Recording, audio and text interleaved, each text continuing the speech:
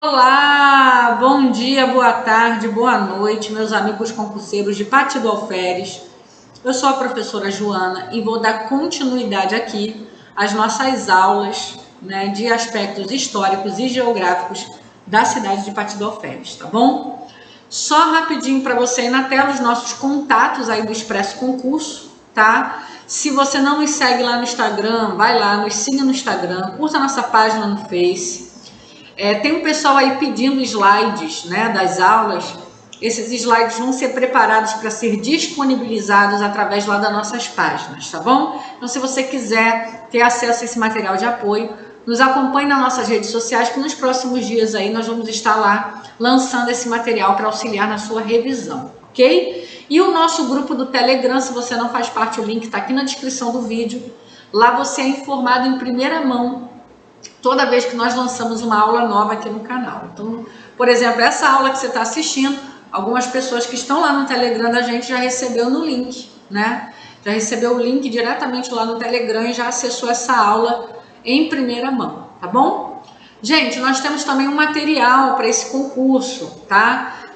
Eu vou falar um pouquinho mais desse material no final da nossa aula. Se você tiver interesse em adquirir aí nossas questões comentadas, feitas em cima de todos esses tópicos aí que nós vamos trabalhando nas últimas aulas, fica comigo até o final, que lá no final da aula eu vou falar um pouquinho mais para você de como você pode estar adquirindo esse material, ok? Gente, vamos iniciar então a nossa aula. Essa é a nossa aula 7, Então, se você ainda não assistiu as outras 6 aulas que já estão disponíveis aqui, vai aparecer um cardzinho aqui em cima. Vai lá, assiste, porque nós já falamos de muitas coisas extremamente importantes, tá?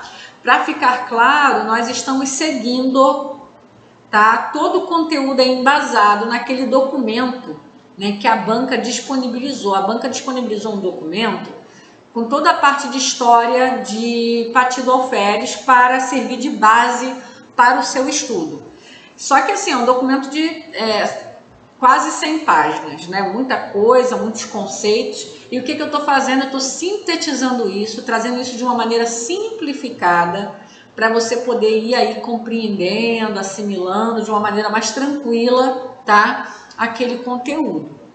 Então, tudo que está sendo dito aqui, o conteúdo, eu estou seguindo aquele documento, porque é de lá que a banca vai retirar as questões da sua prova, ok? Então, nas primeiras aulas, eu trouxe vários conceitos importantes que estão lá. Memória, identidade, arqueologia, tá? Então, a gente está fazendo assim um link o tempo todo entre a história de Pati do Alferes e a história econômica do Brasil durante aquele período, tá? Falamos muito sobre como a história de Pati do Alferes vai passando, pela cana-de-açúcar, pela questão dos caminhos do ouro e pela questão do café. Na nossa última aula nós falamos sobre o café, como o cultivo do café se tornou essencial nessa região, onde fica Pati do Alferes, que é chamado Vale do Paraíba, e como o café se tornou o grande carro-chefe, fazendo com que essa região se tornasse uma das mais importantes, se não a mais importante, do período colonial, segunda parte ali colonial e imperial do Brasil. O café foi o grande ouro preto do Brasil, como a gente fala. Foi extremamente importante para essa região e para o Brasil. Então agora, nós falamos dos barões de café, que se estabeleceram, e nós vamos falar agora de algumas fazendas, tá? Algumas fazendas muito importantes que se estabeleceram nessa região, tá? E nós vamos falar um pouquinho de cada uma delas, dos seus proprietários, da sua história, Vamos mostrar algumas fotografias, e eu quero que você tenha em mente o seguinte: professor, eu preciso decorar tudo? Não. Às vezes só você saber o nome das fazendas, de ter uma ideia de quais são essas fazendas, você já consegue acertar bastante questão na sua prova. Tem uma fazenda ou outra que tem uma coisinha assim, um detalhe especial que vale a pena você fixar, tá bom? Então eu vou mostrando para vocês agora. A gente vai fazer um passeio turístico, tá? Senta aí na sua cadeira, relaxa, fala assim: agora eu vou fazer um passeio turístico para o Pati do Alferes. Se você não vive em Pati do Alferes, não conhece, você vai ter a oportunidade agora de conhecer, né, várias fazendas históricas aí, algumas que até hoje estão presentes na cidade. E se você também é de Pati do Alferes, mas às vezes você mora num lugar e nem conhece direito a história da sua região, então você também vai ter essa oportunidade aí, ok? Então vamos começar. Primeira fazenda, Fazenda Monte Alegre, tá? Tá aí uma imagem da Fazenda Monte Alegre para vocês. Vamos falar um pouquinho da história dela, tá? Ela fica, gente, já na estrada que liga, né, Pati do Alferes a Miguel Pereira, tá? O primeiro proprietário dela, como vocês estão vendo aí na tela, né, o fundador dela foi o Francisco das Chagas Werneck. Gente, essa família Werneck foi muito importante, tá, na história de Pati do Alferes. Você vai ver várias vezes esse sobrenome se repetir, tá? Se houver alguma pergunta na sua prova questionando sobre alguma figura histórica importante, tá? E você não souber a resposta, se tiver algum Werneck dentro das opções, eu arriscaria um Werneck, tá? Porque eles fizeram parte de vários momentos importantes aí, sobretudo no século XIX. Em 1853 foi adquirida pelo Barão de Pati do Alferes, Francisco Peixoto Lacerda Werneck, tá? O barão foi um grande fazendeiro, possuindo 7 fazendas e cerca de 1.000 escravos aí na região, ok? Então, Fazenda Monte Alegre, vamos para a próxima. Fazenda da Freguesia. Essa fazenda é a atual aldeia do Arcozelo. Aí você fala assim, professora, freguesia tá com Z, né? Você vai ver, gente, que algumas escritas aqui estão diferentes do que nós estamos acostumados a utilizar. De fato, hoje não se escreveria freguesia com Z, tá? Mas era a grafia daquele período, tá? Então era como essa fazenda era chamada durante aquele período e a gente fica atrelada a isso aí, tá bom? Olha, tá aí a imagem para você. Vamos lá. O seu proprietário, né? Vamos lá. Foi o Manuel Francisco Xavier e a sua esposa Francisca Elisa Xavier, tá? Esse casal ele é muito importante na história de Pati do Alferes. Nós vamos voltar a falar deles na próxima aula. Lá foi onde aconteceu, gente, uma rebelião, tá? Rebelião de escravos em 1838, onde 80 escravos fugiram, tá? E o chefe, né, seria o Manuel Congo, ali ajudado pela Mariana Crioula, tá? E essa rebelião começou nessa fazenda. Ah, professora, não se preocupa porque nós vamos tratar numa aula futura só essa rebelião. Eu vou falar muito sobre essa rebelião ainda com vocês, tá bom? Mas é bom você saber que foi na Fazenda da Freguesia onde tudo iniciou, tá bom? O seu filho adotivo, no caso do Manuel Francisco Xavier, né? Gil Francisco Xavier, a hipotecou para saldar dívida. Não tendo honrado a hipoteca, a fazenda passou às mãos do Visconde de Arcozelo, que mudou seu nome para Fazenda Arcozelo. E aí depois da fazenda se tornou aldeia. Nós vamos falar também um pouquinho sobre isso futuramente, tá bom? Entenderam? Então vamos lá. Foi a Fazenda da Freguesia, né? Do Manuel Francisco Xavier e da esposa dele, né? Foi onde iniciou a rebelião lá de 1838, que foi uma grande rebelião de escravos ocorrida nessa região, tá bom? E depois o filho dele não conseguiu, né? Precisou hipotecar. Naquela época era o seguinte, gente, vamos lá. Teve uma época, o café, no início do século XIX, bombou, tá? 1830, 1840, 1850, 1860, o café bombava. As fazendas de café eram muito ricas, muito prósperas, muito. A partir ali de 1870, o café entra numa decadência, tá? E as fazendas de café começam a ter dificuldades financeiras, que elas tinham uma estrutura enorme e não conseguiam mais produzir, né, vender o seu produto de maneira satisfatória para cobrir as suas despesas. E aí começou um processo de endividamento, onde vários barões de café da época começaram a ficar extremamente endividados e aí não conseguiam mais arcar com as despesas da fazenda. O que eles faziam? Pediam um empréstimo. Normalmente esse empréstimo era feito pelo Banco do Brasil, tá? Já existia ali o Banco do Brasil desde o Império, tá? Eles chegavam no Banco do Brasil, pegavam um empréstimo. Só que qual era a garantia do banco?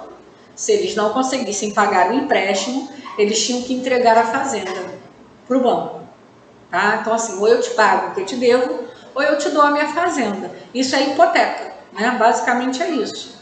E de fato, muitos não conseguiram arcar com as dívidas, porque as dívidas só aumentaram, tá?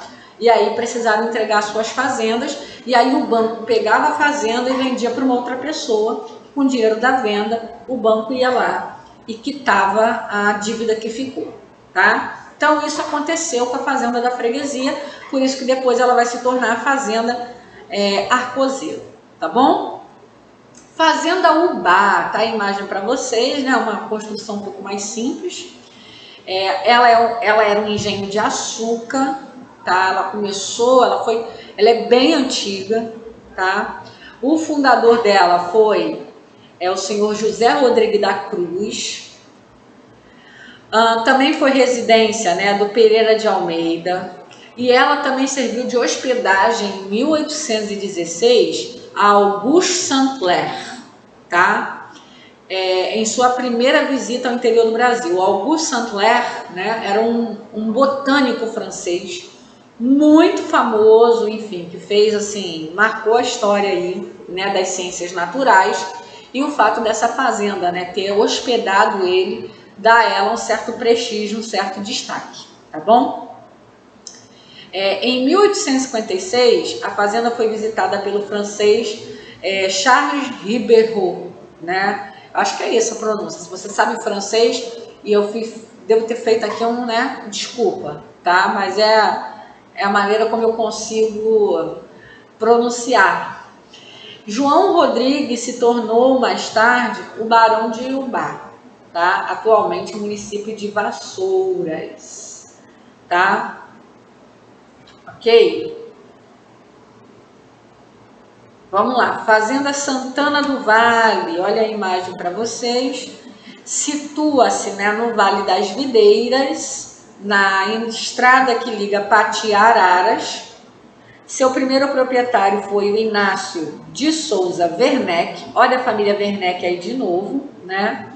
A fazenda resultou do desmembramento da Sesmaria cedida desde a abertura do Caminho Novo. Joaquim José da Silva Xavier, o Tiradentes, foi hóspede da fazenda mais de uma vez. Então, o que você vai lembrar da fazenda Santana do Vale? Que ela foi de um Werneck, né?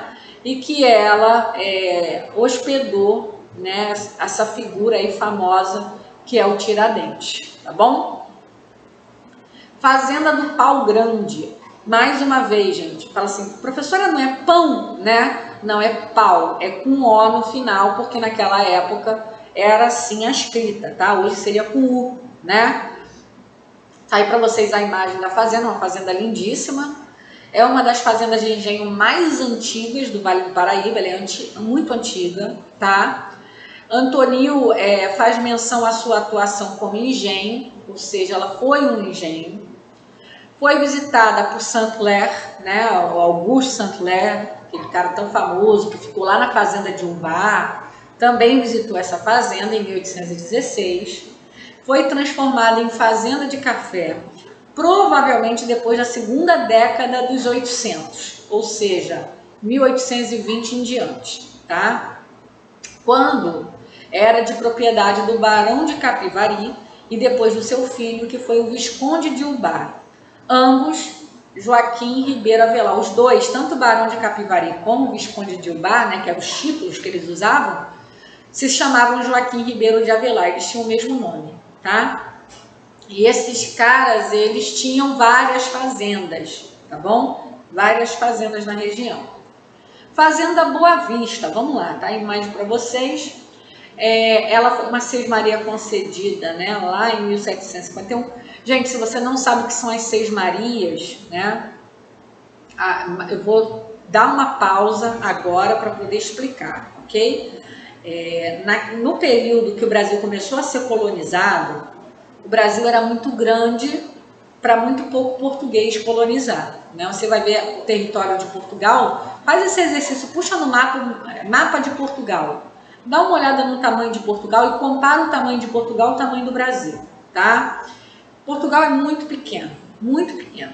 E a população de Portugal é infinitamente, né, menor do que a população do Brasil, tá? E naquela época, né, não era diferente, a população de Portugal ainda era menor. Então, para colonizar, para ocupar todo o espaço do território brasileiro, Portugal não tinha recurso nem de gente suficiente, tá? Então, o que eles fizeram?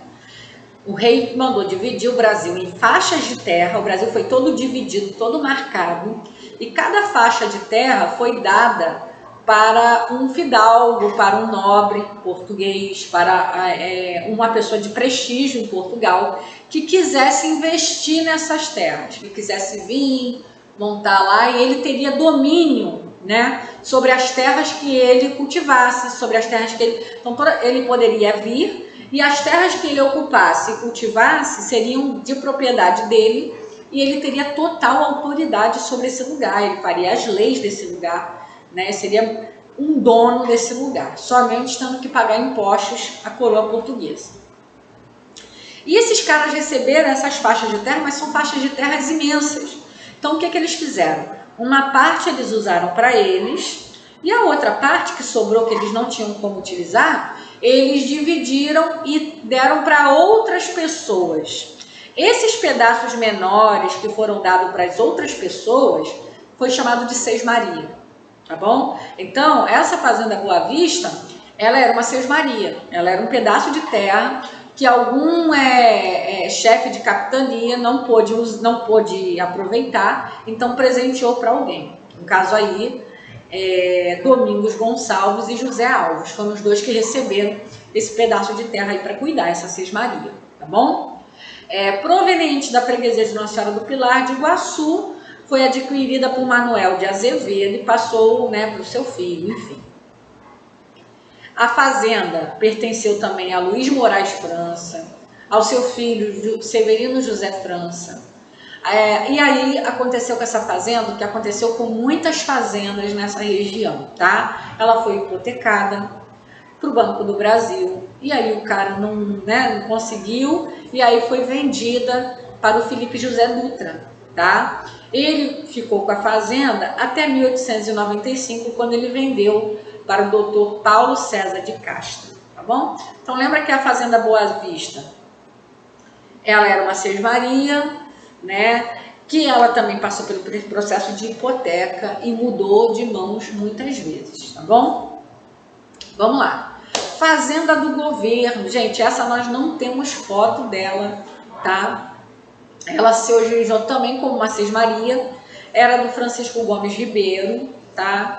Depois, né, foi do Antônio Teixeira Gomes, Ana Inácia de Jesus, José Teixeira Gomes, Maria... Ah, professora, eu preciso lembrar esse nome todo? Não, tá? Eu tô falando mais fins didáticos, tá bom?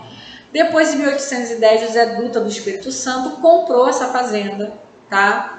E aí também passou pela mão do Francisco da Silveira. Nossa, que fazenda mais movimentada, né, gente?